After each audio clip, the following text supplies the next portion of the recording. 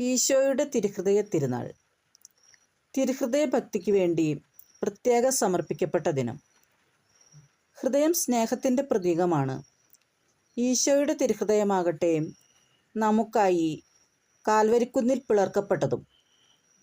ജീവിതത്തിൻ്റെ ഓരോ വഴിത്താരകൾ പിന്നിടുമ്പോഴും പിടിച്ചു നിൽക്കാൻ, നന്മ ചെയ്യാൻ, മുറിപ്പെടുത്തിയവരെ സ്നേഹിക്കാൻ, വേദനിക്കുന്നവർക്കൊപ്പം നിൽക്കാൻ, കുറവുകളിൽ ആനന്ദിക്കാൻ എന്നും ബലമേകുന്നത് ഈ തിരുഹൃദയം തന്നെ.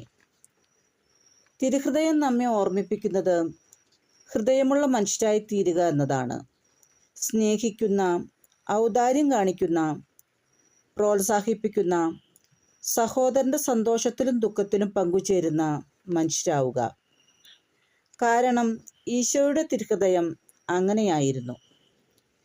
എസെക്കിയേൽ പ്രവാചകന്റെ പുസ്തകത്തിൽ നാം ഇപ്രകാരം വായിക്കുന്നു: അവർക്ക് ഞാനൊരു പുതിയ ഹൃദയം നൽകും, ഒരു പുതിയ ചൈതന്യം അവരിൽ ഞാൻ നിക്ഷേപിക്കും.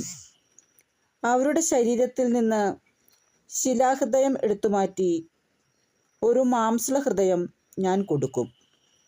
നാം പ്രാർത്ഥിക്കേണ്ടത് ഈ പുതിയ ഹൃദയത്തിന് വേണ്ടിയാണ്. നാം ആഗ്രഹിക്കേണ്ടത് ഈ പുതിയ ചൈതന്യം നമ്മുടെ ഹൃദയത്തിൽ നിറയപ്പെടേണ്ടതിന് വേണ്ടിയാണ്.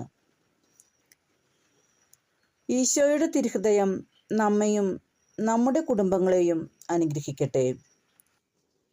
ഈശോയുടെ തിരുഹൃദയ ഭക്തിയാൽ ഞങ്ങളെയും സമൂഹത്തെയും നിറയ്ക്കണമേ.